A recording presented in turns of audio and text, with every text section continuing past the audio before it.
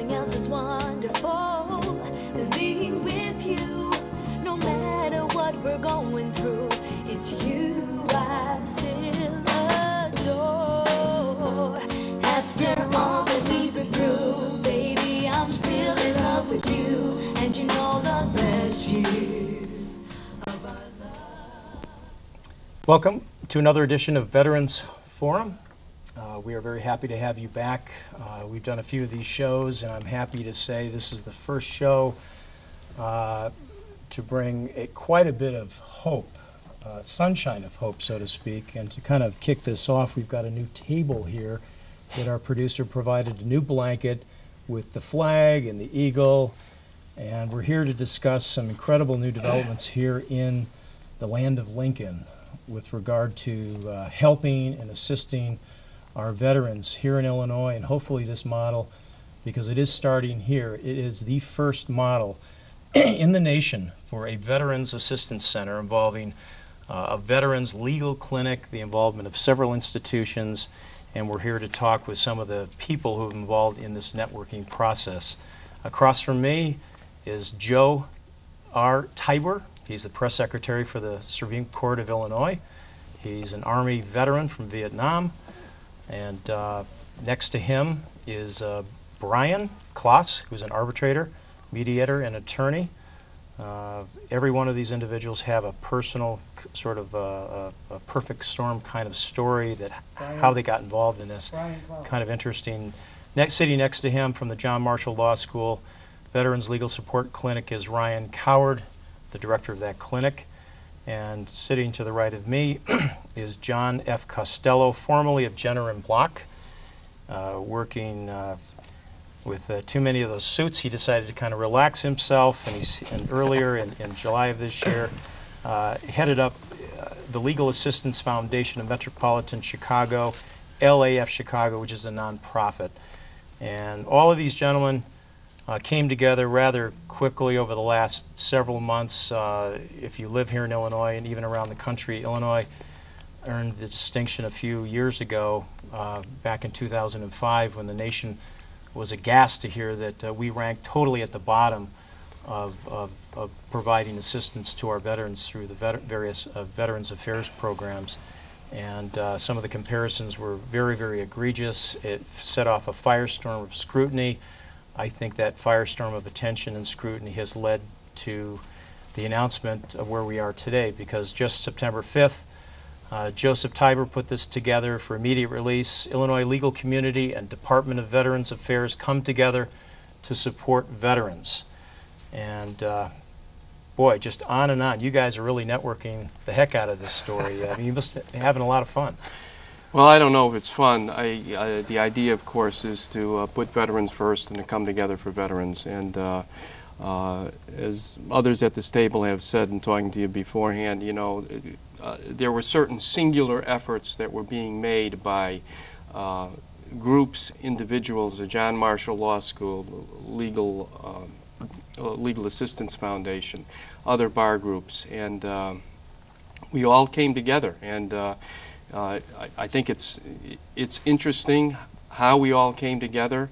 One facet of it was while the law students with Neil and his group were putting together these ideas to found the nation's first Veterans Service Center, unbeknownst to everyone else at the table at the time, Justice Thomas Fitzgerald of the Illinois Supreme Court was doing some volunteer work in a soup kitchen where other attorneys were, and the conversation came up about veterans' claims, and Justice Fitzgerald was so moved by their plight that he spoke to the other 6 justices on the Supreme Court, and they said, is there anything we can do? And the 7 of them went to the executive director of the Supreme Court Commission on Professionalism and said, is there anything we can do? And from there, Cheryl Nero, the executive director of that commission, with the Illinois State Bar Association, began holding some teleconferences. At one of the commission's meetings, a new member of that commission wasn't appointed because of any affiliation, but a new member of that commission, where Cheryl Nero introduced the task from the Supreme Court, let's see if we can help our veterans, was John Corkery, who happened to be the dean of John Marshall, and when Cheryl mentioned we want to do something for veterans, he said, you know, we're in the process of putting together a vet center clinic. Maybe we can, you know, help in this matter. And just remarkable like that, the way all these efforts came together very quickly, even though they may have been in the funnel for a while. Probably, I would say, since April, they've coalesced to a remarkable effort, whereas the Commission on Professionalism, for instance, is funding a training session for attorneys and law students. Tomorrow. It's tomorrow. Wow. And the first, yeah. And attorneys and law students don't have to pay anything. It's being funded by fees attorneys pay for their licenses. And the idea is for anybody to attend that, they agree to train other lawyers to help benefits, and they agree to take veterans' cases for free. And it's amazing the response we've had to that. There will be 40 attorneys tomorrow. There will probably be training sessions then held perhaps at the University of Illinois in Champaign, perhaps at SIU in Carbondale, so that this effort can spread certainly beyond Chicago into every corner of the state. Wow. Ryan, congratulations, by the way, on passing the bar. Yeah, found out today. Today, and you're from John Marshall. Yes. And you have taken a particular interest and find yourself involved in this. Give us your insight on how you got involved. Well, you know, I was. And by the way, you're a first lieutenant in the Army as well. Yes, I am actually. Okay. I start the JAG Corps in a couple of months. So I'm looking forward to that. But the way we got started here was I was sitting in a room with two of my classmates, and we were talking about, you know, what could we do to make a difference at the school, and what could we do that made a difference elsewhere. And, you know, it was just a casual conversation, nothing really expecting to come out of it. And, you know, one of the other guys was a Marine with me in the Army, and the third student looking to go into the Air Force. And we said, well, what about this vet thing, you know? I mean, the Marine, one of my classmates said, you know, I used to be in Iraq, and I came back, and some of my buddies had trouble getting health care benefits. What about that idea? And he had trouble getting educational benefits. And we thought about that, and we were like, man, you know, that's right. Some of my friends have certainly had difficulties, and so we thought about it, and we tried to run with it. And we then went to a number of different people throughout the Chicago legal community to discuss the likelihood of us creating some kind of program at the school to help veterans. And as we began to research and look around in the area, you know, one of the people we ran into was Brian here, who is now serving as our executive director. And so we started putting a bunch of stuff together to try and sell this to the law school, you know. And while we were going through this program, we thought to ourselves, well, what a great idea is we save every single piece of paper that we create, so that when another law student or another attorney would like to start this program at another law school, we can just hand it over, and it's exportable, and we can create this all the way across the country. And so that's something we've started to do. And at the end of the academic school year last year, the Board of Trustees approved it, the John Marshall faculty approved it, and you know, it ended up being that as far as a veterans clinic dedicated solely to veterans benefit claims at the VA, we're the first in the country, and it's just been an incredible ride. Wow. Brian, you are a mediator. You were mentioning you were sitting in Germany a few years back and kind of got turned on to this. 2 years ago, I was sitting in the Frankfurt, Germany airport after spending a month overseas, and I had two little boys. My wife was off getting pizza or something for them for the flight back.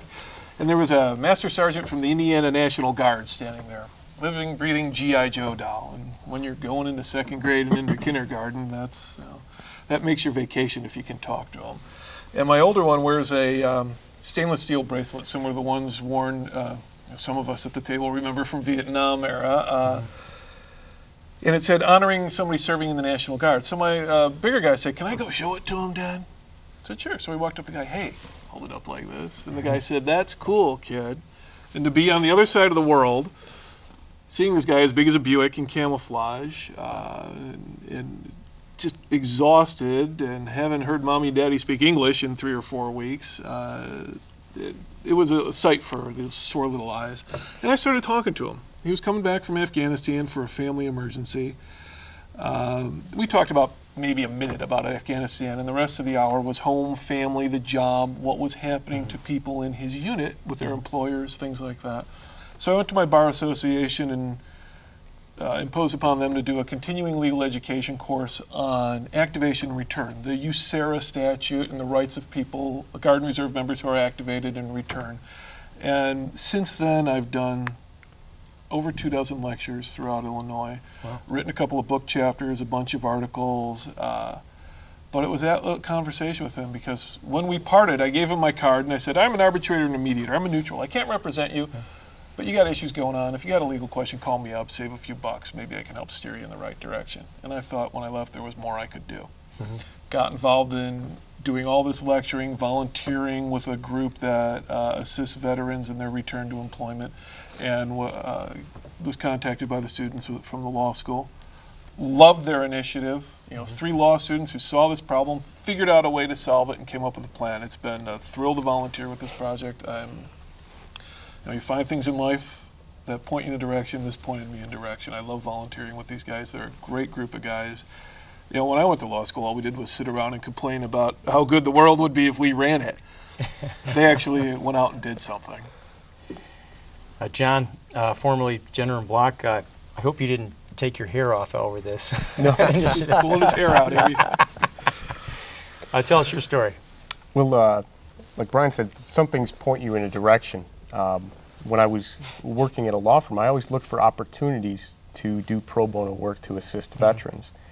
And what I found was that there were no opportunities.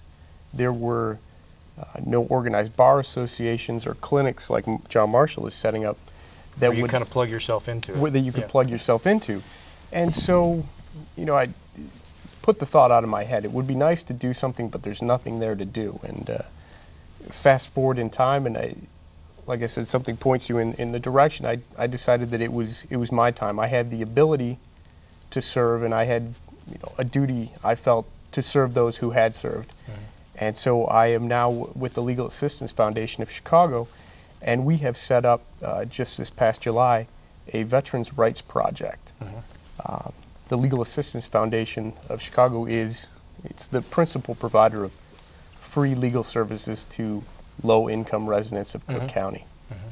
Provides services in a number of areas, civil matters from bankruptcy to housing issues to child custody, family law issues, consumer protection. So the veterans is a natural extension of that project to serve those veterans most in need. And a number of those clients in the lower income strata are ex-military, or have come through that process. Unfortunately, and that's, I think, the biggest travesty that someone who has served is now in a situation that they're not able to truly provide and reap the benefits that they help secure for the country. So that's what our project seeks to do. And we'll seek to do it in a number of ways. We'll be assisting veterans with claims for benefits before the Veterans Administration. Those are service-connected disability claims, needs-based pension programs, educational benefits, all the way to burial and memorial benefits, as well as benefits for the survivors of veterans. We'll also assist with civil issues related to veteran status, the USERRA statute that Brian had mentioned, which governs reemployment rights. And what does that alphabet refer to? It's the it's the Uniformed Services Employment and Reemployment Rights Act. Okay. And there you go. Say that 10 times fast. And again, it just governs rights of reemployment for returning veterans. It basically provides employers have a duty to provide leave to their employees that are called to duty for the military. But beyond that, some other civil protections that are afforded to veterans and service members are the Service Members Civil Relief Act, which provides the ability to terminate residential leases, automobile leases, caps on interest payments, for terms of deployment. And Illinois has a number of state protections in addition to that. The Illinois Patriot Plan is the name of this kind of all-encompassing legislation, which provides protections from utility shutoffs for a family while a service member is deployed. Prevents lapses of insurance policies. So there's a number of protections under the law for veterans, service members, and their families, and we want to help them secure that. Wow. Getting back to you, thank you, Joseph. The name Tammy Duckworth came up, and she's been instrumental. Iraq, wounded, I guess in a tragic accident in Iraq, lost both her legs. And a remarkable woman. I had a chance to meet her. She was at the news conference when we announced the kickoff of this, the coming together, and just a wonderfully courageous and personable woman. And in working with the Veterans Affairs to help develop not only a lawyers network that the John Marshall Vet Center will keep, but we also need vets referred to that who need help, and they will help in that. But where they really helped was helping to get the John Marshall Clinic off the ground by contributing, I believe it was $100,000 from a special military scratch-off lottery. Where those proceeds, as I understand it, she can disperse to not-for-profit groups who directly benefit service groups. The John Marshall folks, Brian and Ryan, can talk about that more than I can, but it's very, very generous to help get that clinic going. Oh yeah, it established us. We've had other other contributors. LexisNexis gave us a ton of equipment and a lot of money there. We're in the process of securing other money. It's an issue that's timely now. As you can see, by getting 40 attorneys in a room tomorrow to give free legal service, people want to help. The attorneys want to help. Everybody in the community wants to help, and this is a way we can do it. We couldn't appreciate more Director Duckworth starting us out by that initial $100,000, and that's not taxpayer money. That's money people laid out for lottery tickets, and she has some discretionary funding, and she's given it to a lot of groups. One of them being us. We've been very lucky. We've had the luck of having Dean John Corkery at the law school, who saw this issue, saw the importance of it.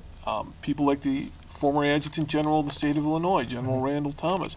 He wrote a wonderful letter to the dean to help us get this whole thing started, talking about the needs of his troops. We're getting support from everywhere, and it's not just because it's a popular issue. These are people who are truly committed to this issue, and everybody at this table.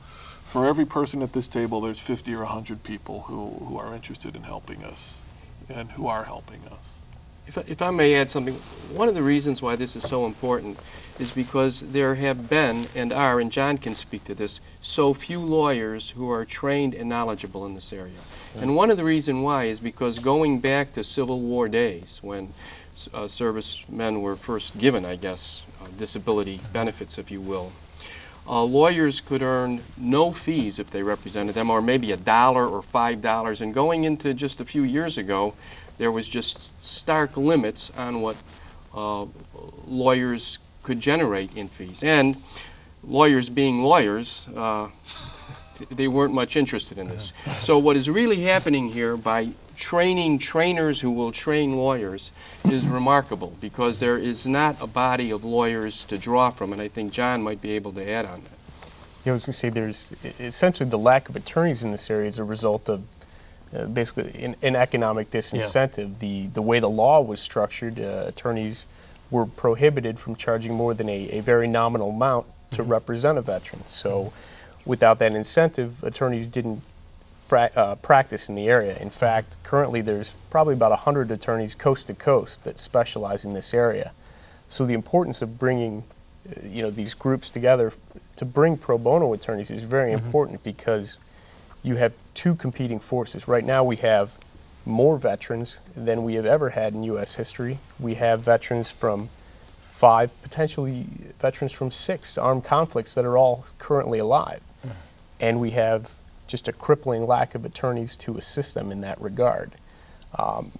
So when they talk about being able to export the model of that law school, that it's critically important that the word gets out, and that the need of these veterans is met by trained representatives that can assist. And there are organizations that have been around over time to assist veterans. Those are the veteran service organizations, the AMVETS and Disabled American Veterans, but they are limited as well, and there are far more veterans than there are individuals to serve, and we just hope to bring more attention to the area, generate that interest, and ultimately meet that need through trained attorneys. Yeah, there's a lot of good, hard-working people out there doing their jobs, and we just want to assist in that. Everybody's inundated right now. You guys have formed some websites to get some of this information out there. One is called the Veterans Legal Support Center. Right. Our website is www.jm, like John Marshall, VLSC, so like Veterans Legal Support Center.org. So www. At the end of this program, hopefully we'll have those posted on the screen. And conference calls, you had the press release. I can just see shows like this just blossoming, more speaking engagements for people like you, all of you, to take this model and share it. And we have students in our clinical program now. We've got half a dozen students that we're training up in this, so we'll be ready to start taking cases after the first of the year in the clinic.